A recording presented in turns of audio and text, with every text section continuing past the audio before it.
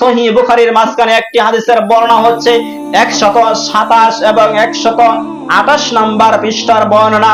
আন ইবনে আব্বাস রাদিয়াল্লাহু আনহু قال قال رسول الله صلى الله عليه وسلم ما من أيام عمل صالح فيهن أحب إلى الله من هذه أيام 10।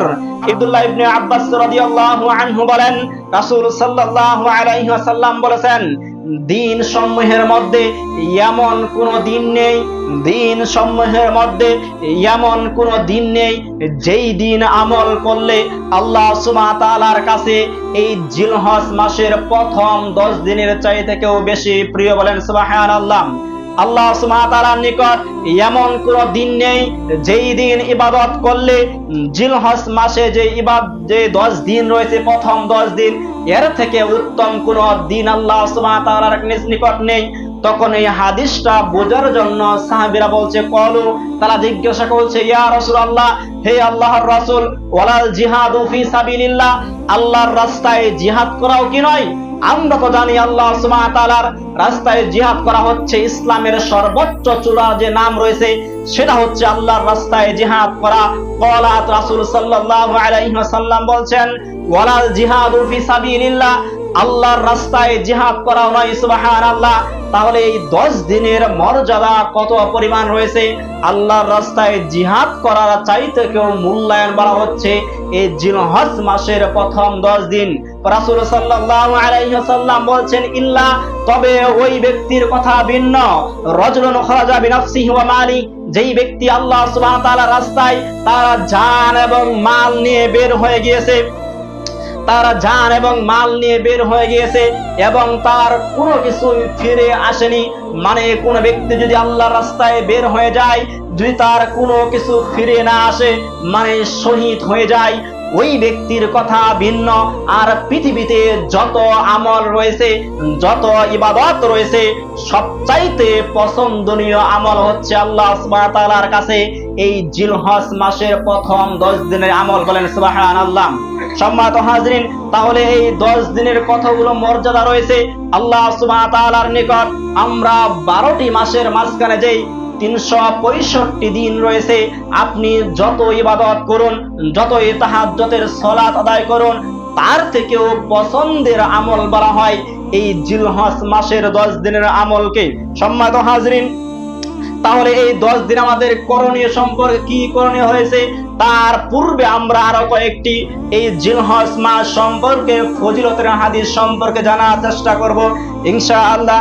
তিরমিজি ইবনে মাজাহ মিশকাতের 128 নম্বর পৃষ্ঠার বর্ণনা, আবু হুরায়রা রাদিয়াল্লাহু আনহু থেকে বর্ণিত, রাসূল সাল্লাল্লাহু আলাইহি ওয়াসাল্লাম বলেছেন, দিন সমূহের মধ্যে এমন কোন দিন নেই যাতে আমল করলে আল্লাহ সুবহানাহু ওয়া তাআলার নিকট জিলহজ মাসের দিনের থেকে বেশি প্রিয় হয়। বলেন সুবহানাল্লাহ।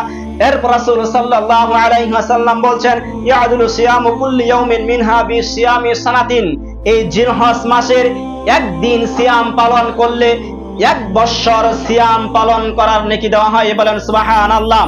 এই জিলহজ মাসের প্রথম 10 দিনের এক একটা সিয়াম পালন করলে, একদিন যদি আপনি সিয়াম পালন করেন, আপনার আমলনামায় আল্লাহ সুবহানাহু ওয়া তাআলা 1 বছর সিয়াম পালন করলে যে নেকি হয়, সেই নেকি আপনার আমলনামায় দেওয়া হয়। সুবহানাল্লাহ। ওয়া কিয়ামু কুল্লি লাইলাতিন ফিহা বিকিয়ামি লাইলাতিল কদর, এবং এই 10 দিনের মাঝখানে এই একদিন রাত্রে আমল করলে আপনার আমলনামায় আল্লাহ সুবহানাহু ওয়া তাআলা লাইলাতুল কদরের রাত্রির নেকি দেওয়া হয়। বলেন সুবহানাল্লাহ। এই 10 দিনের এক একটা রাত্রের আমলকে আল্লাহ সুবহানাহু ওয়া তাআলা লাইলাতুল কদরের রাত্রের সাথে মূল্যায়ন করেছে, সমতুল্য করেছে। আর লাইলাতুল কদর সম্পর্কে বলা হয়েছে, লাইলাতুল কদরি খায়রুম মিন আলফি শাহর, লাইলাতুল কদর হচ্ছে এমন একটি রাত যেই রাত ইবাদত করলে 1000 মাসের চাই থেকে উত্তম বলা হয় লাইলাতুল কদরকে। বলেন সুবহানাল্লাহ। আর জিলহজ মাসের এই 10টা দিনের রাত্রি রয়েছে, প্রত্যেক দিনের রাতকেই বলা হচ্ছে লাইলাতুল কদরের সমতুল্য। সুবহানাল্লাহ।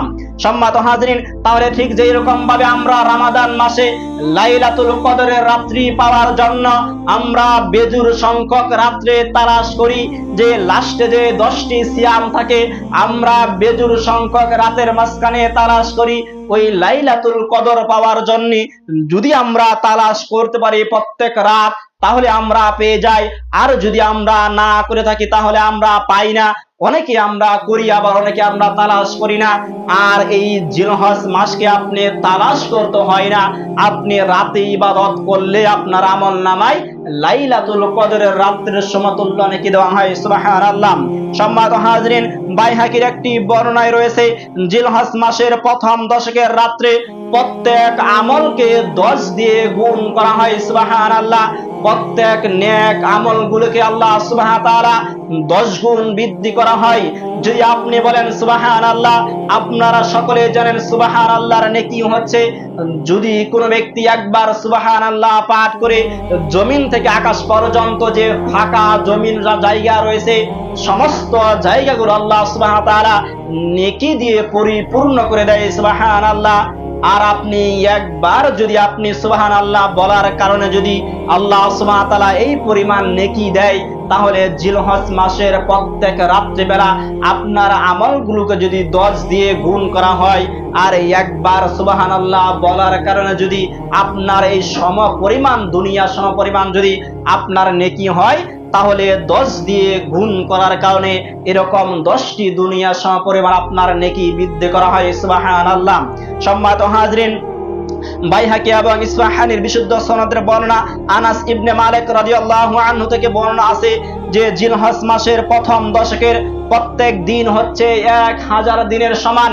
এই জিলহজ মাসের যে প্রথম 10টা দিন রয়েছে এই 10 দিনের প্রত্যেক দিনের আমল হচ্ছে 1000 দিনের সমান, আর আরাফার দিনের মর্যাদা 10,000 দিনের সমান। বলেন সুবহানাল্লাহ। সম্মানিত হাজরিন, আপনি যদি জিলহজ মাসের এক একটা দিন আমল করেন আপনার আমল নামায় 1000 বছর সমপরিমাণ নেকি দেওয়া হয়। 1000 বছর যেই পরিমাণ আমল করলে নেকি হয় আপনার আমল নামায় সেই পরিমাণ নেকি দেওয়া হয়। আর যদি আপনি আরাফাতের দিন আপনি আমল করতে পারেন তাহলে আল্লাহ সুবহানাহু ওয়া তাআলা 10,000 দিনের নেকি আপনার আমল নামায় দেওয়া হয়। সুবহানাল্লাহ। সম্মানিত হাজরিন, তাহলে নিঃসন্দেহে আপনার আমার এই দিনগুলোকে কাজে লাগানোর দরকার রয়েছে।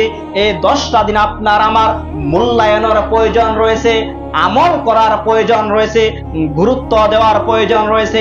এখন এই 10টা দিন আমরা কি আমল করতে পারি, এই 10টা দিন আমরা কিভাবে আমল করতে পারি? যেটা করতে পারি সিয়াম এবং কিয়াম। সিয়াম বলা হয় রোজাকে, আর কিয়াম বলা হয় ইবাদতের মাধ্যমে।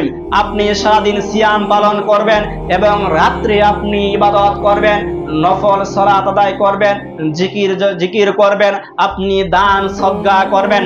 সম্মানিত হাজরিন, তাহলে জিলহজ মাসের সর্বপ্রথম যে আমলটা রয়েছে সেই আমলটা হচ্ছে মুসলিম মিশকাতের 127 নম্বর পৃষ্ঠার বর্ণনা। হযরত উম্মে সালামা রাদিয়াল্লাহু আনহা থেকে বর্ণিত, রাসূল সাল্লাল্লাহু আলাইহি ওয়াসাল্লাম বলেছে, যখন জিলহজ মাস উপস্থিত হয়, যখন জিলহজ মাসের প্রথম 10 দিন চলে আসে, যখন জিলহজ মাসের চন্দ্র আকাশে উদিত হয়, আর যদি তোমাদের কেউ কুরবানি করার নিয়ত পোষণ করে যে আমি কুরবানি করব, তাহলে সে যেন তার মাথার চুল এবং তার মুখ, গায়ের চামড়া, নখ কোনো কিছু স্পর্শ না করে। যদি কোনো ব্যক্তি জিলহজ মাসে উপস্থিত হয়ে যায়, যদি আকাশের মাঝখানে জিলহজ মাসের চাঁদ উঠে যায়, যদি সে জানতে পারে জিলহজ মাস চলে এসেছে, তাহলে সে যেন তার মাথার চুল, গায়ের চামড়া এবং হাতের নখগুলোকে কোনো কিছু স্পর্শ না করে যখন কুরবানির দিন চলে আসবে 10 জিলহজ, ওই দিন কুরবানি করার পরে হাতের নখ এবং মাথার চুল সে ছোট করতে পারবে, তাহলে আল্লাহ সুবহানাহু ওয়া তাআলা ওই ব্যক্তির আমল নামায় পূর্ণ একটি কুরবানির নেকি দেওয়া হয়। বলেন সুবহানাল্লাহ। সম্মানিত হাজরিন, আর পূর্ণ একটি কবুল যে কুরবানি রয়েছে তার নেকি সম্পর্কে আমরা সকলেই গত সপ্তাহে জেনেছিলাম যে রাসূল সাল্লাল্লাহু আলাইহি ওয়াসাল্লাম বলেছেন যে বিকুল্লি সা'রাতিন হাসানা, কুরবানির পশুর প্রত্যেকটি পশমের পরিবর্তে একটি করে নেকি দেওয়া হয়। যদি কোনো ব্যক্তি কুরবানি করে আল্লাহর রাস্তায় ওই পশুর যেই পরিমাণ গায়ের মাঝখানে লোম থাকে, পশম থাকে, ওই পরিমাণ তার আমল নামায় নেকি দেওয়া হয়। বলেন সুবহানাল্লাহ।